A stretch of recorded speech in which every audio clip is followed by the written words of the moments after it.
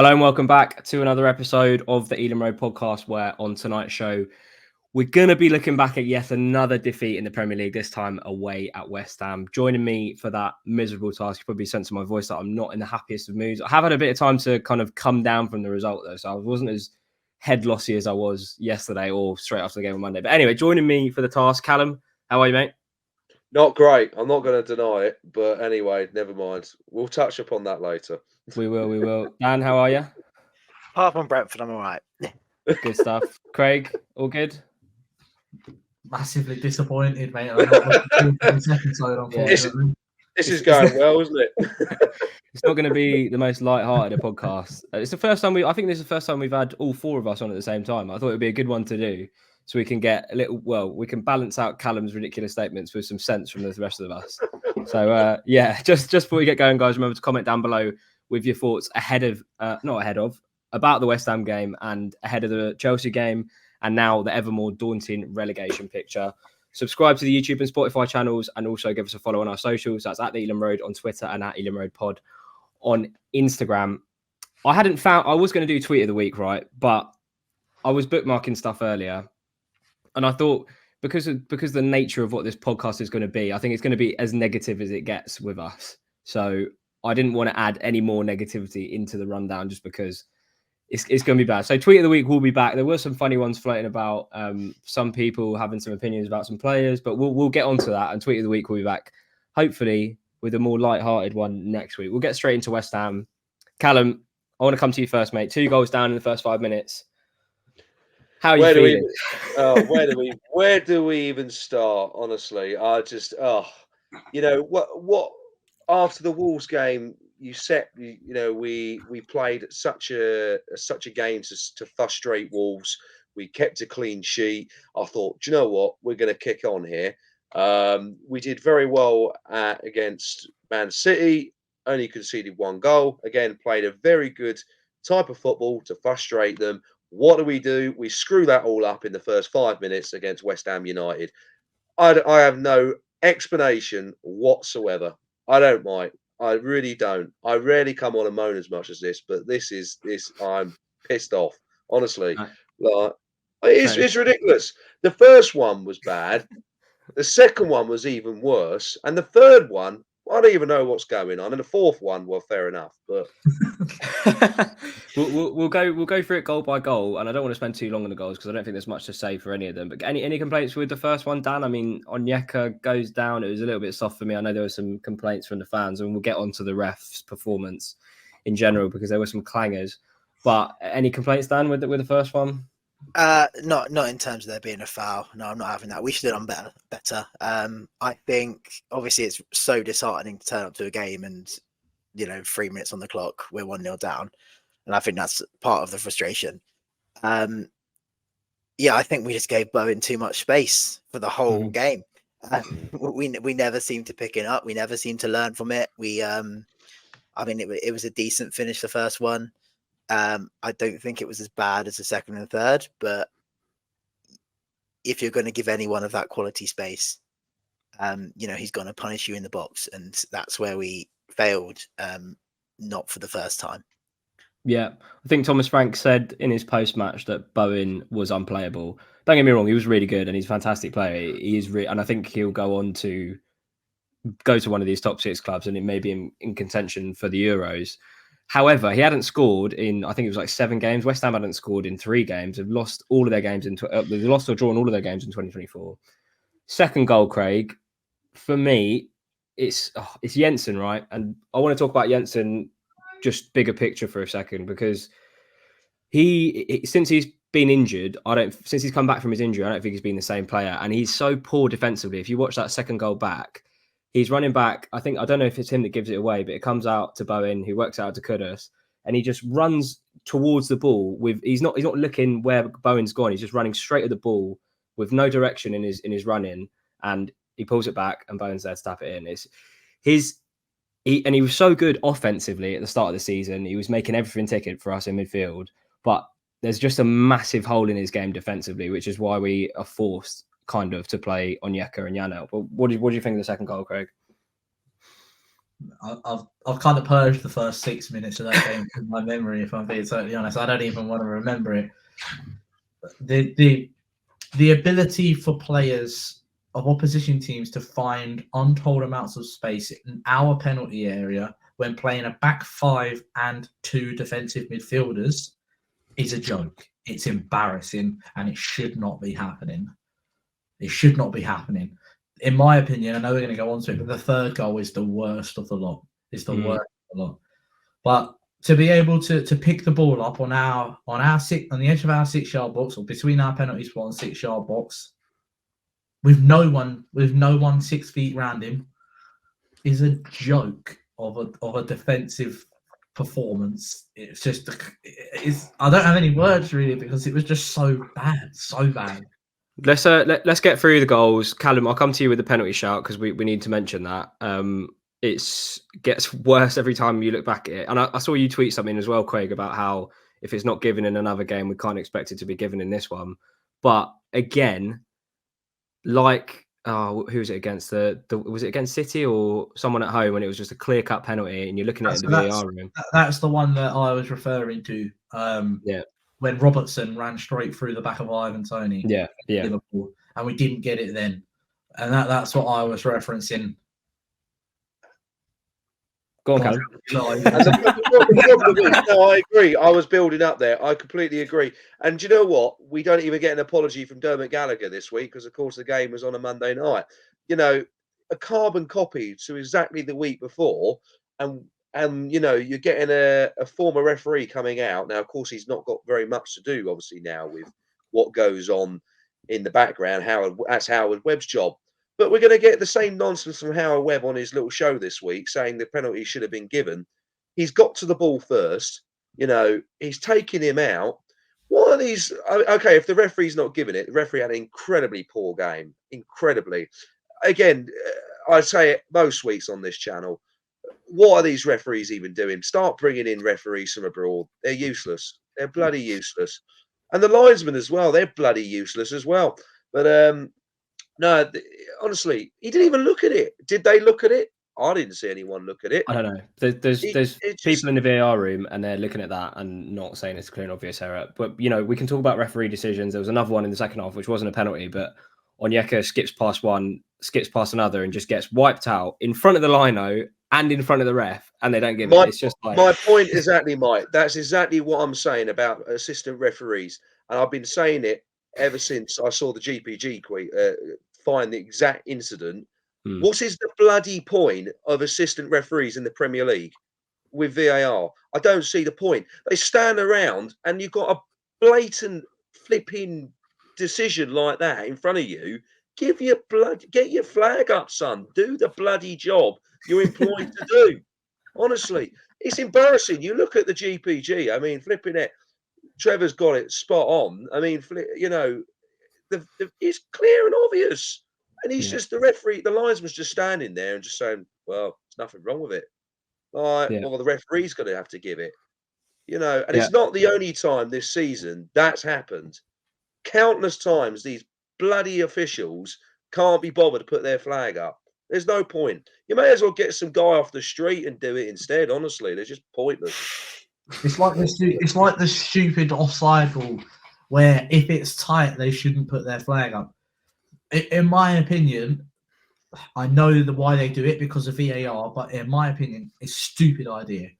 And it actually puts players' safety at risk more than it is completely necessary. Because just to use Van Dijk's injury against Everton as an example, when he busted his knee, where he completely offside, gets absolutely fucking clattered by Jordan Pickford and is out for so long. If the liner just puts his flag up at the right time, instead of this stupid delay rule that they've well, I don't know what bloody word I'm looking for. I'm so frustrated. They've implemented, that would have never happened. And the amount of players and goalkeepers that we see get hurt because of that stupid delay rule now, where the phase of play has to finish, is fucking bullshit. And it's a bad idea. Linesmen This episode's going well tonight, isn't it? Let's steer I'm clear of so the. livid. So livid. Let's steer clear of the ref chat because we. I have thought the lost again. Robertson one was worse than that one. I thought, yeah, the It- Robertson I one's think worse. anything. When the GPG are lapping this up, by the way, they're eating it on Twitter as much as they can.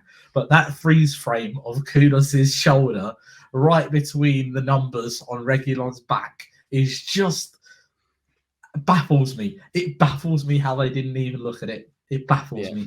It's let's come on. Let's go back. Let's go back to the game because I know we can talk about refs and There's nothing fucking positive in the game to talk about either. no. What I'm saying is we've lost the game, and it's not to do like you could have said maybe we got a penalty in and maybe it's a different game, but we didn't. So let's move on. Dan, looked like we were building some momentum in the second half. Not really too many clear cut chances to shout about. I think Tony had like a mistimed diving header that he probably should do better with, and we'll talk about Tony's performance in general. But just as we're building momentum, awful defending. We give Kudus space on the right hand side. No communication between Ayer and Norgard, and you leave Bowen, who's already scored twice, with the freedom of the 6-yard box, and of course he's going to bury it. But it's to do with the format. I think it's to do with the fact that we're playing 5 at the back and we're conceding these goals every week is criminal. But just your view on that third goal, Dan. Yeah, I don't like it. I mean, we can talk about decisions and stuff, but at the end of the day, if we're going to be conceding the goals we're conceding in certain games like this, you're not going to win any game because 3 of those goals were quite poor to concede. And honestly, I don't really rate the 5 at the back, especially against these sorts of teams. I don't know why I do know why we've gone back to it because we was obviously struggling a lot, but I think now we've got a front 3 that we could probably use. With Wissa back now as well, he can play on the wing, and obviously I think Lewis Potter, who had a great game, but is better on the wing. He's not a wing back. And now I also think with the centre backs we have, if a month or 2 ago I probably would have said that that's one of the areas where we have the strongest depth. But I think obviously losing Pinnock's massive. He's probably the only one who's in his complete prime, and we can honestly say he's one of the better centre backs in the league. But obviously Collins, too many mistakes in him. Ayer is injury prone himself, and I don't think he's fully at his potential yet. And then I think probably quite surprisingly, Ben Mee has dropped off quite a bit this year. And obviously Zanka as well is in a similar position to Ben Mee. And I thought at times as well, I just thought they're so slow. Yeah. Like on either side of the front of the back 3, they were just so slow. And I just thought, yeah, I think back four. It returns to that point that we've made and spoken about a couple of times about Collins, where he either has a really good game or a really bad game, because he was good at Wolves, bad against Liverpool, good at City, bad against West Ham. It's just he has no consistency as a footballer, which is why he's been dropped. Well, I mean, the fact that he's been dropped, I think, is quite a bold move from Frank, to be honest, because of all the mistakes that he has in him, he's so much better on the ball than Zanka. Like the amount of time Zanka will have space and give it away with a wayward pass into midfield, he does it all the time. Whereas Collins has a bit more composure, but it's just the fact that he's dropped him because he's had a few clangers and he's dropped for City and then dropped to West Ham. I was just surprised to see that. But whilst we're on the formation, let's talk about it. Craig, I saw you tweet about the fact that we should have been in a back 4, and maybe it's one of these results, unlike the other ones in February, that we can put a bit of blame on Thomas Frank. I would have had a look back for our lineup in the reverse fixture. We played 4 at the back, Christopher Ayer at right back, Nathan Collins, Ethan Pinnock, Vitaly Janelt at left back, Onyeka, Norgard Jensen, same midfield, and we had Mbumo, Morpay and Wissa up top. You've just mentioned Lewis Potter there, Dan, and it's like, why can't we go to West Ham and play 4 at the back when we've got Lewis Potter and Wissa, we've got Ivan Toney, we've got Neil Maupay to come on and cause havoc in place of one of those, but we've decided to go defensive and set up in a 5 and still concede awful goals like this, Craig? Do you know? It just frustrated me because I wanted to go back because I couldn't remember if we actually played at 5 when we beat them 3-2. But then I saw it again, and then I saw the lineup, and it's even more infuriating because it's not too dissimilar from the options we've got available now. It's not even like we don't have the personnel. I know we've still got a handful of players out with injuries, but we've got the players to be able to actually play a back 4. I still don't. been critical of Roslev recently. I've been critical of him, but in no way, in my head, should a winger be playing right back ahead of an actual defender. Shouldn't be happening. It shouldn't be happening. And yeah, I did tweet before the game saying I know it's down to player performances out on the pitch, but he got that completely wrong. That was never a back five game. Never a back five game. They were there for the taking defensively. The frailties that they had and the chances that we created, but we just couldn't put them away, shows that if we had gone with a back four, that game never finishes 4-2. And the 2 goals flatter us, by the way, in my opinion. Fact check. Someone in the comments let us know when the last time it was that we actually played a back four, because I'd be intrigued to know, because I can't remember off the top of my head. It's probably around the Luton game or something like that. I'm also curious. I'm also curious. Is the last time we played 2 back lines that were exactly the same in back-to-back consecutive games? Yeah, I bet could have been City Wolves, you know. Because Collins got dropped, didn't he? He was dropped for City as well, was he not? Yeah, I think so. Yeah. So yeah, he was. Yeah. But listen, I think there's a few things to unpick. I want to touch on some players before I want to talk about a broader question about momentum that we mentioned on the last podcast. Reguilon, lots of fans jumping on his back. Not his worst game so far in a Brentford shirt, but it just annoys me that he's somehow being scapegoated, because I think he's come in and there's a lot of hype around him, and he's played for Real Madrid and we've signed him on loan from Tottenham. But Brentford fans have got short memories, because he was our best player at Wolves. He was one of our best players at City, and people are still saying he's shit. But it's like, Craig, he has what did you make of his performance? I'm keen to hear your take on this. Callum, sorry, not Craig. You've just spoken, Craig. You shush for now. Yes, be quiet, Craig. sorry. No, I think he's done a very good job since he's come in. Look, as a professional player, you're not going to play to a top standards. You know, in every game, you're going to make mistakes. And personally, I don't think he was the worst player on the pitch on Monday. I think that. Am I gone? Am I back? No, he's still there. Keep going. Thank you. Sorry. So yeah, I don't think he was. I don't think he was the worst player. I really don't. So look, get off his back. I think he's a quality player to have around the team. And listen, he has done very, very well for us. So no, stop with the crap. He wasn't the worst player on Monday for sure. He was unbelievable against City in both games, and unbelievable against Wolves. And people, the jury's out for him. I really do not understand how one game can change your mind about a player of that quality, who we were raving about on the podcast, saying you can see that he's got a touch of class that we've not seen in that position before. In terms of and Rico Henry, I'll still take Rico Henry over him, but in terms of his ability to get out of tight situations, his first touch, his tight control, we haven't seen that at Brentford, and people have just forgotten about it because of one poor performance against West Ham. He was trying his best to get himself sent off, though. I noticed in the first half with the dissent, and he did it again in the second half in the far corner when he's shouting at the ref, and he was already on the yellow card. Let's go on to Onyeka. Dan, let's go to you, and then we'll go to Craig, and then we'll let Callum have the final say, because I actually thought Onyeka had a good game, but he's the most polarizing Brentford player, I think, in the history, because you come out and you see people on Twitter saying he had a stinker. I thought he had a good game. I've seen other people saying that they thought he was one of the better players on the pitch. But let's go to you, Dan. What did you make of it? I think the reason he's so dividing is because he is good at some things, but then he also has flaws that a central midfielder shouldn't have. So in terms of, like, I wasn't surprised that we started him against City the other day, because I think off the ball he's quite aggressive. He'll go into tackles. He's quite strong. So I'd say he's quite a good player to have when we don't have the ball. Even when we have the ball, he'll get us up the pitch a little bit, because he does make those driving runs. Mm-hmm. But then it really irritates me, because then when it comes to actually releasing the ball, making that final pass, having a shot on target, I just don't think he has the quality there at all. And for a central midfielder, I think that's one of the most important attributes that you need to be, decent at. So I think that's the frustration. And until he sorts that side of his game out, then he's never going to be like a regular starter, I don't think. Craig? He's one of a handful of players that can make the easy stuff look difficult. and the difficult stuff look easy. And there's only a handful of players out there that can do that. And he's such an unpredictable player. In my head, he's so unpredictable because he doesn't know what the fuck he's doing sometimes.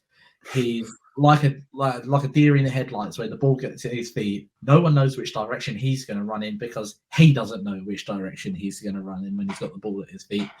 I think it's easy to pick on him.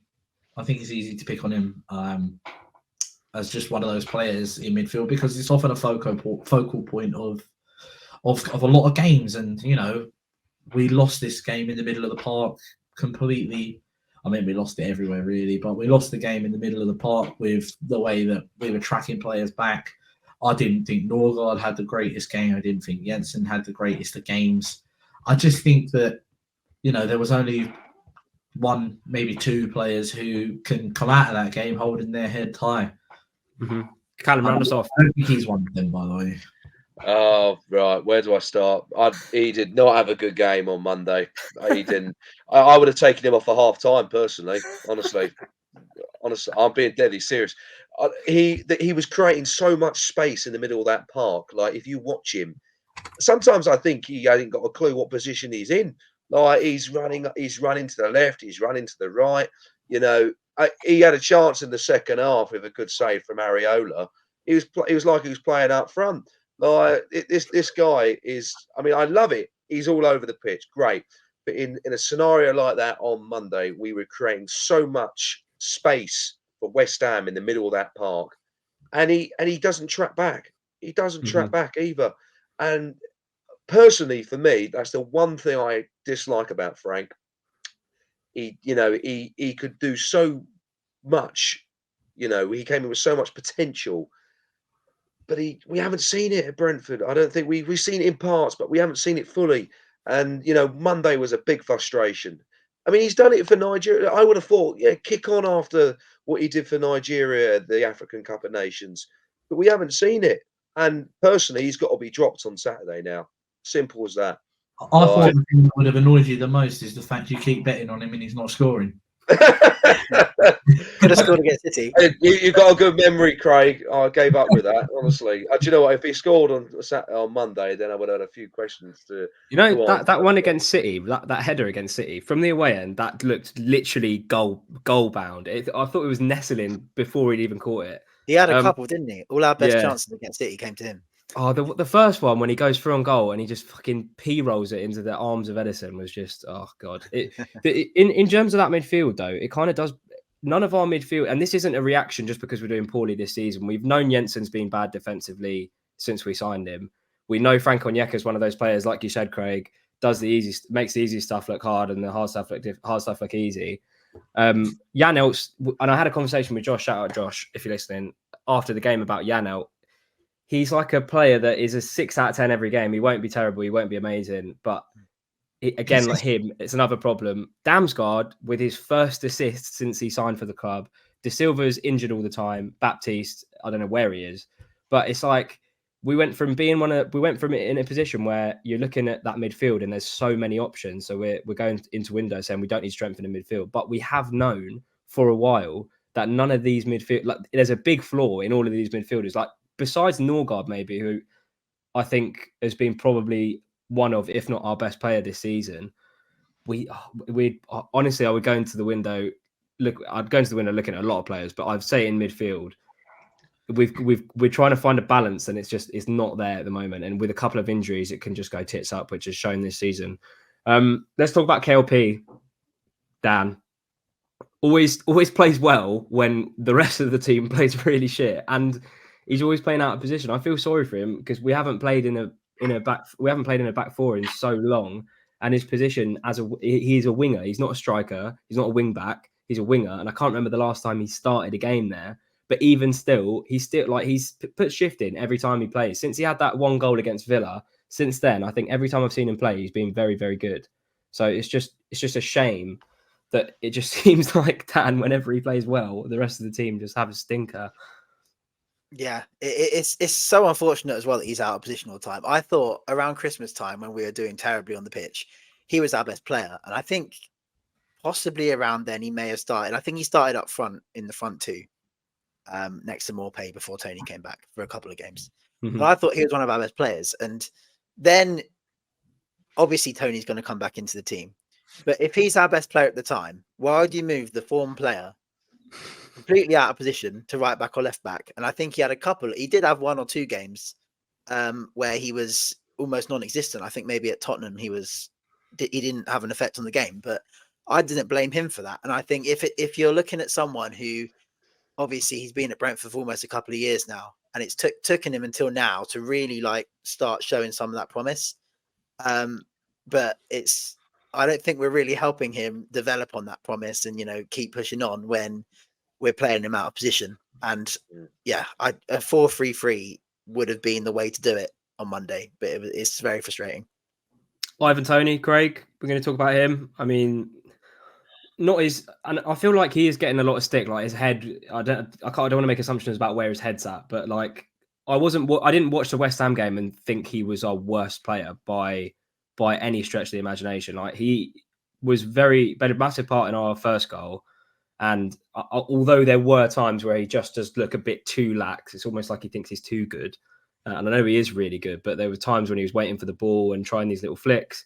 And it does come off when the team are playing well, but when we're right in the shit and we're looking like we might go down, it's just like not a game to be trying elaborate things on a football pitch. But just what did you make of it, Craig?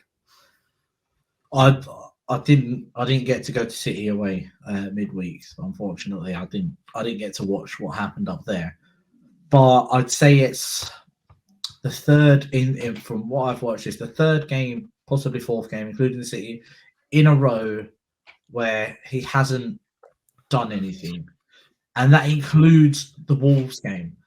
The Wolves game, we spoke about it afterwards. Obviously, it was on a massive high because we'd actually won a game. But we said Ivan Toney didn't actually do anything, but he scored. So he had a great game.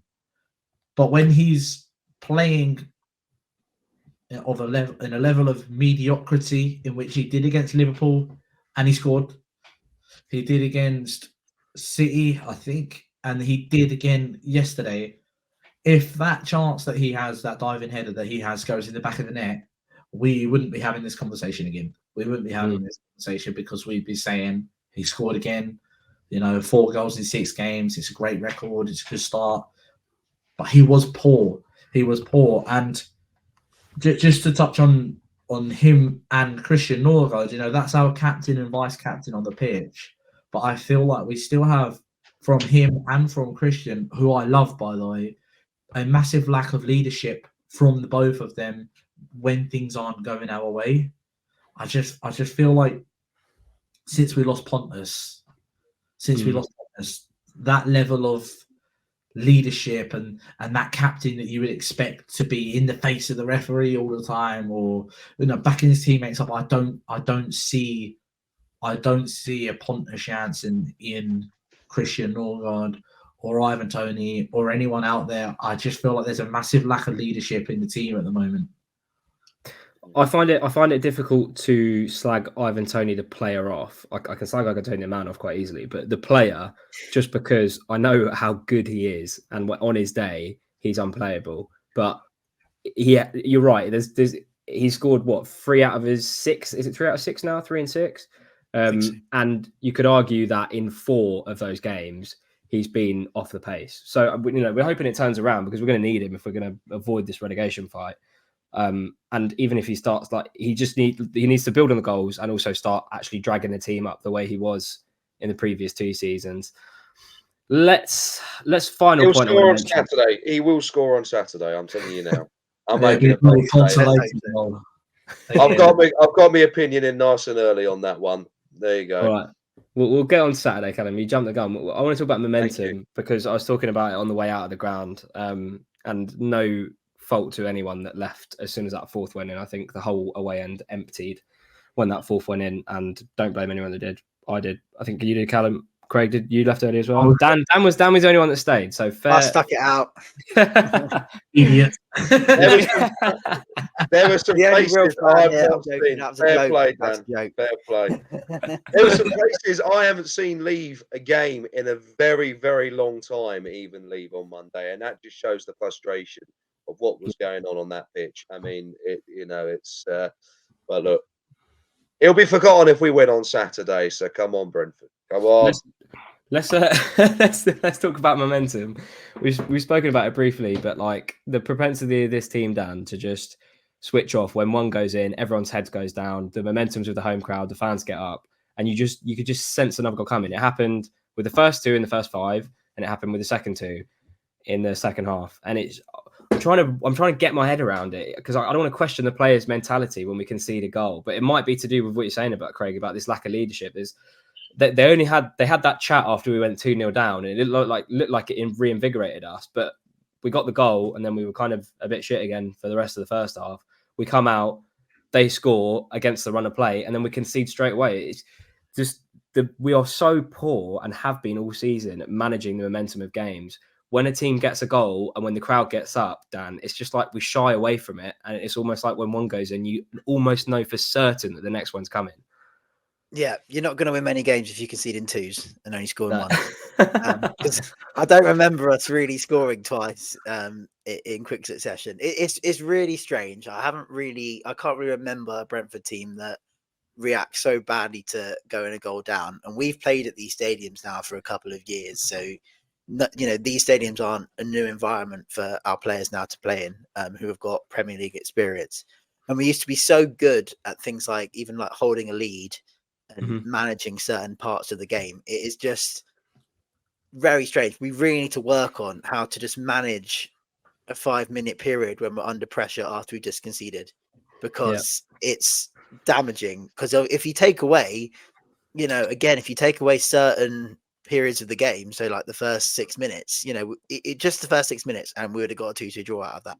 I know that's not how it works, but we seem to be losing games in just short 10-minute periods, which isn't good at all. No, it's not a recipe for success. Let's move on to bigger picture. Craig, I'll come to you first. Obviously, we got the news before the game that Everton's points deduction had been reduced from 10 to 6, which leapfrogged them above us before we'd even kicked a ball on Monday. We've lost 12 of the last 15, which every time I see it on a graphic, it's like every media outlet has picked up on our form just in the last week. I've seen it on The Athletic, I've seen it on Sky Sports, I've seen it everywhere. 12 of the last 15 we've lost. No draws in there, just losses. The next run of games, and we kept chatting about this February period, Craig, like it was going to be hell. The next like 4 games after this are arguably even worse. I mean, we haven't got to play City twice, but pull up the fixtures, Craig, and I'll come to Callum first. Relegation. What are you thinking, Callum?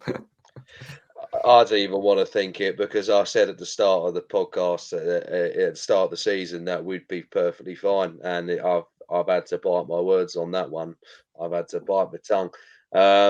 Listen, I think it's dangerous to say we've got the quality in our squad to stay up. You look at Leicester last season, as I've said before, they added a remarkable squad last season with quality like Maddison and still went down. Anything can happen. This is the thing. And you looked, and I look at Luton again last night. They lost 6-2, but they put such a resilient performance in against Man City in the cup. I don't see that from us at the moment. I really don't see that from us. And what's going on off the field isn't helping with Everton, their points deduction, now being reduced.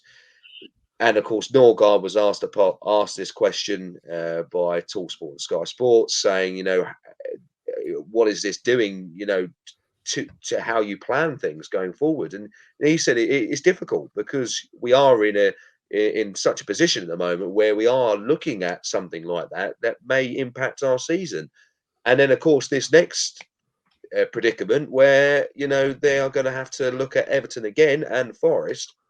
And it may get decided after the season. If we've stayed up by a few points, we may not know until after the season if that's going to be reviewed. So it's all up in the air. But I hope we don't go down. I really don't. I'd like to say we'll be okay. I think 2 out of the 3 have gone obviously, with Sheffield United and Burnley. I can't see them getting out of it, but it's just that last position. And the question is whether we can stay out of it. I don't know. Who knows? Who knows?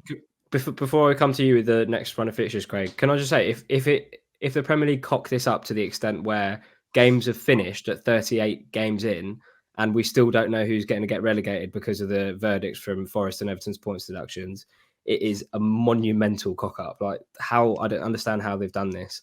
It's wrong on every level. It's wrong on every level, and it shouldn't be. We're supposed to be the best league in the world, and that I you know, how they can't decide between themselves as to, you know, when this punishment, you know, can be made as such. And you know, I it just doesn't make any sense. And you know, it's a laughing stock, really, to be honest with you. Like, you know, we're gonna have to wait a week or two after the season finishes, if we are in that position, which again I hope we're not, to know if we will, you know, be whether playing in the Premier League or in the Championship.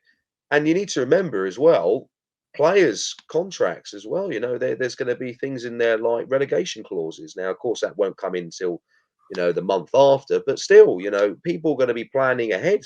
Like, it's ridiculous. They shouldn't be allowed to happen, really, Mike, to be honest with you. But look, they've got themselves into this position there, and they're going to have to sort it out. So, but could you see, you know, a club like us or Luton or whoever it is, maybe even making a claim back to the Premier League and going through the courts ourselves if we were in a position like that and we got relegated after the season? Because I don't think on sporting merit that's very fair, personally. No. I think like even when Norgard went on Sky Sports and he said you're messing with people's lives, I don't even think he was referring to like the fact that Forest fans could survive on the last day of the season and then get a points deduction at the end of the season and go down. I think like that's the fucked up bit with me. Craig, let's go to you. Fixtures, read them out. Let's hear our fate. Our next 6 fixtures are. Well, actually, I'll say our last 6 fixtures are season. Oh God, I'm covering my ears, Craig. Honestly, our last 6 fixtures are season defining compared to our next 6 fixtures. So our next 6 fixtures consist of Chelsea at home, Arsenal away, Burnley away, United at home, Brighton at home, and Villa away. The problem is, I see us having to go to Burnley and score 3 goals to get a point. We're defending at the moment. We're such a hot and cold football club, very much cold recently, but something could just switch and all of a sudden we win a few games on the bounce. I don't see that happening in our next 6 fixtures.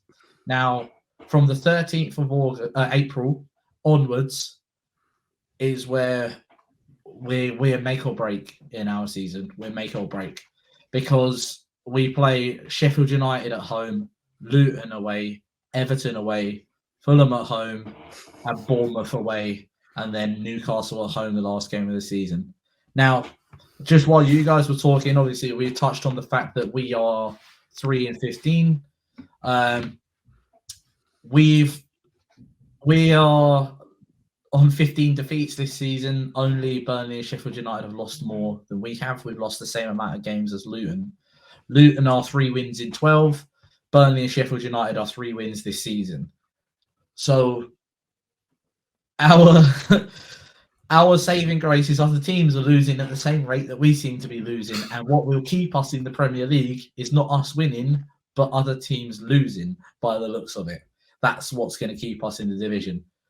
We have to play Sheffield United, Burnley, Luton, Everton, Bournemouth, Fulham, all up between now and the end of the season. So that's, I know, and Chelsea. Chelsea are 11th. So we play 11th, 12th, 14th, 15th, 18th, 19th, and 20th.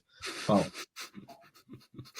those are massive games. Those are massive, massive, massive games for us, which are season defining. We're in a season defining moment.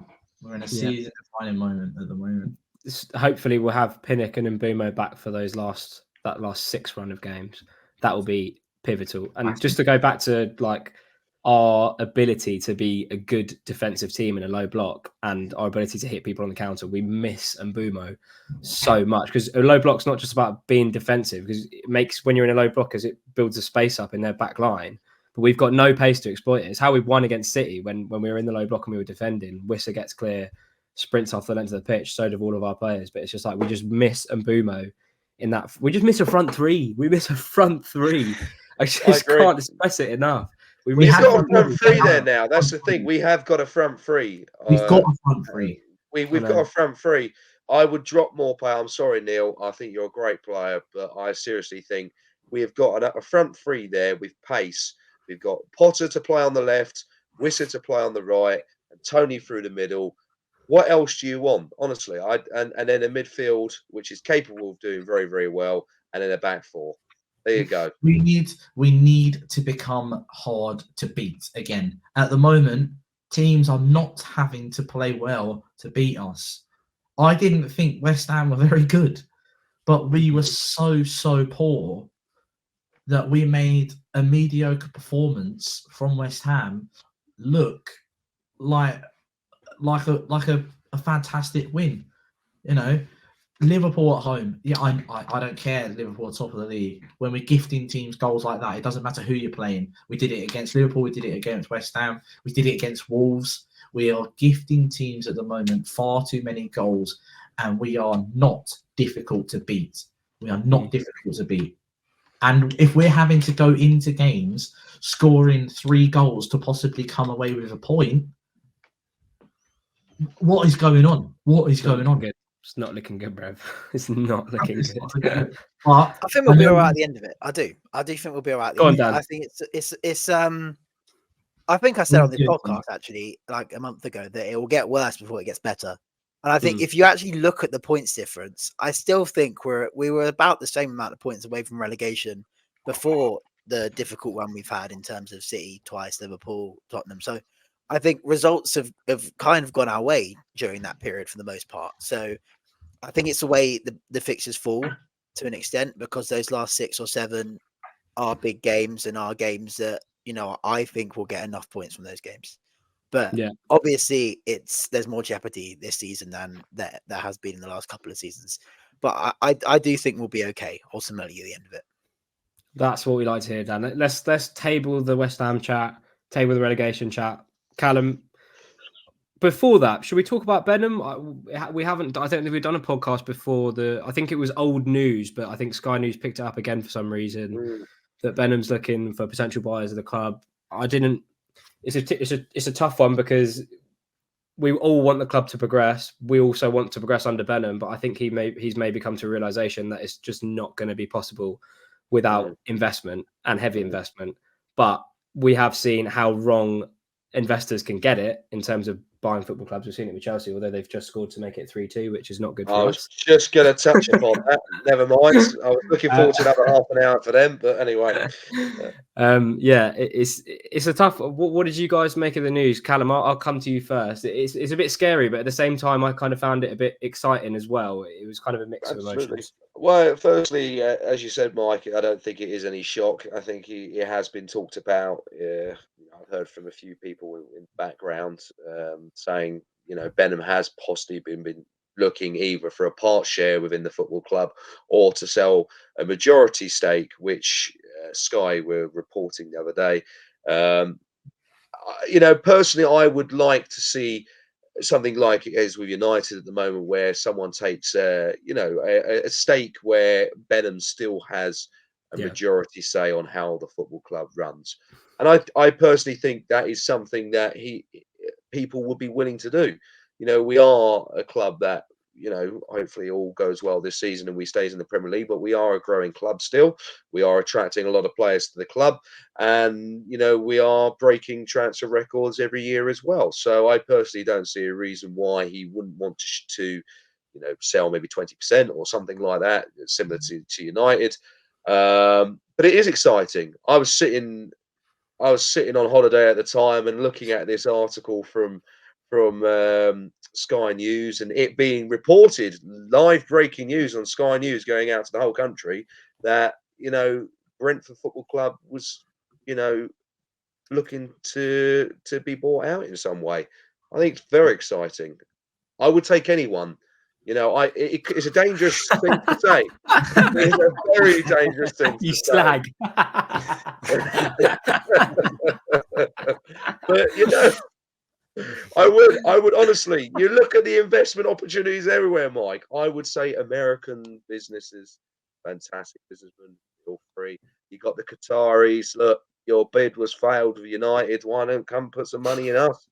You used to sponsor the roof at Griffin Park, so why don't you come and put some money into the club even more with how we're doing at the moment? And we're still on the flight path. It's perfect. And we're still on the flight path with a bigger ground, even better. There you go. So it's exciting. It is Go on, Craig. exciting. Craig, you come in. I can see you want to speak.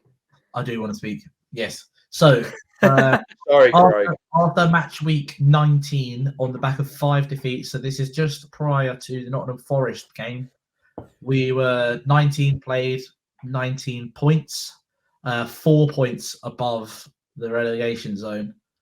We are now at 26 games played, 25 points to 20 points. We are actually a point further away from the relegation zone. So it's perfect. Then before the run, which included Liverpool City twice. So, Dan, you may be bloody right, mate. You may be right. Craig, I thought you were going to come in with a take on Benham. I thought we tabled So the did I. relegation chat. Move on, Craig. Move on. I'm looking on the whole Prem website, looking at matches played. I was talking for that long that he's been looking all this up, isn't it? I am. Do not sell to an American.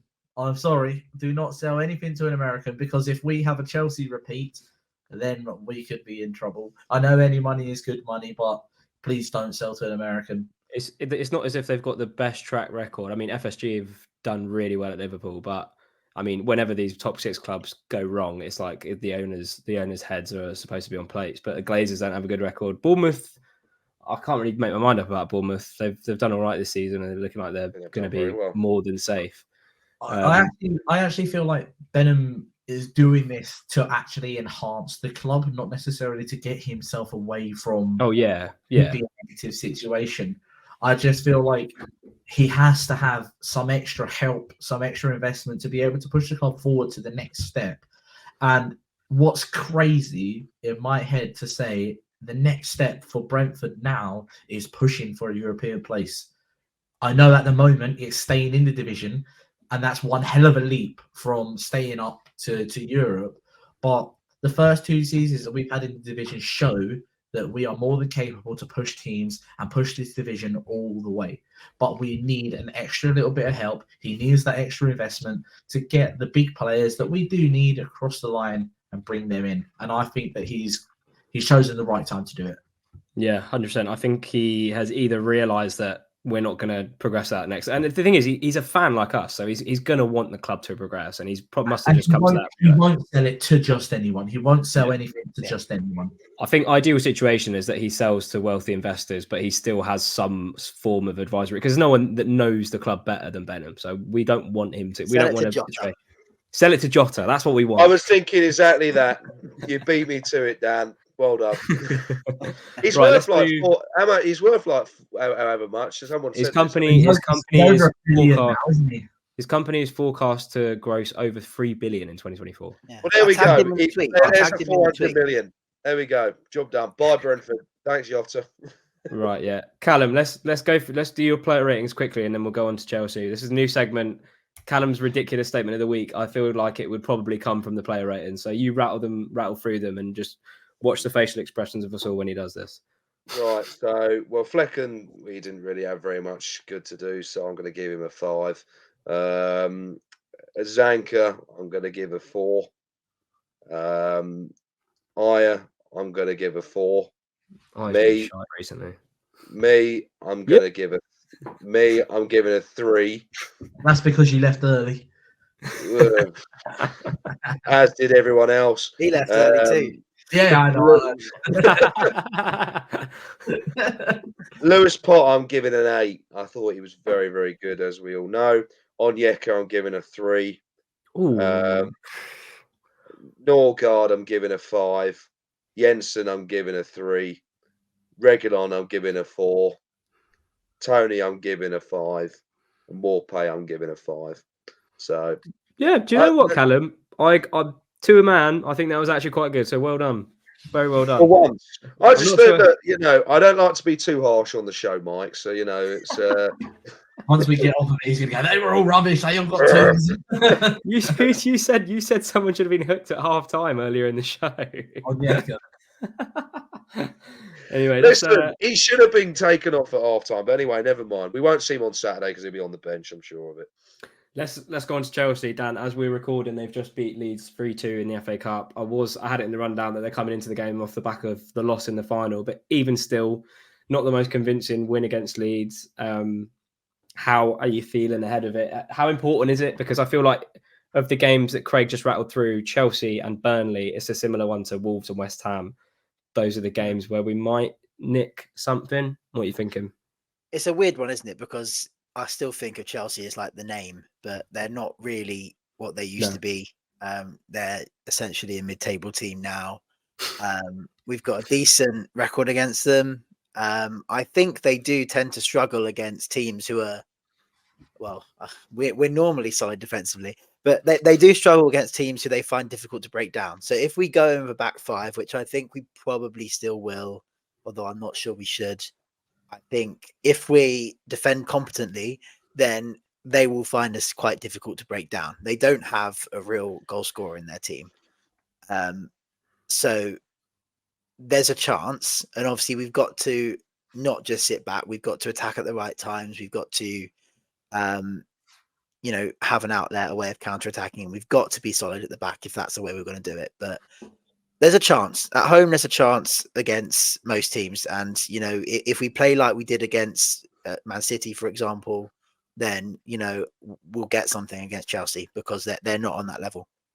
Yeah, I agree. I think good point that you make about our record against them, but in the reverse fixture, we were a lot more defensively solid, and we also had Brian Mbeumo to be that outlet when we were counter-attacking. So Craig, you've got strong thoughts about Chelsea. I know you're one of the Chelsea, well, you're a Chelsea hater. I don't really care for them that much, but I think you feel quite strongly about them. So how are you feeling going into it? I just don't like them. The whole ethos as a football club, I just don't think they're. I just don't like them. I know a few Chelsea fans, and they're great people, but don't like them either. but just I don't like the ethos as a football club. I just feel like you never hear anything positive about them. I agree with what Dan's saying, everything what Dan's saying, but my concern is if we go into the game as a back five, we are not going to have to out concede them to win the game. We're going to have to outscore them to win the game. And I know that's a real stupid thing to say and a really obvious thing to say, but I don't have confidence in us as a back five to go and play defensively well when teams are finding not pockets of space in our defense, gaping holes of space in a defensive back five. And if we make it easy for any team, we made it easy for West Ham, we made it easy for Wolves, we're going to make them look good. We're going to make them look good with the defensive frailties that we have if we don't figure it out. If we go into the game with a back five, I don't see us getting anything, unfortunately. We need to mix it up. We need to change it up.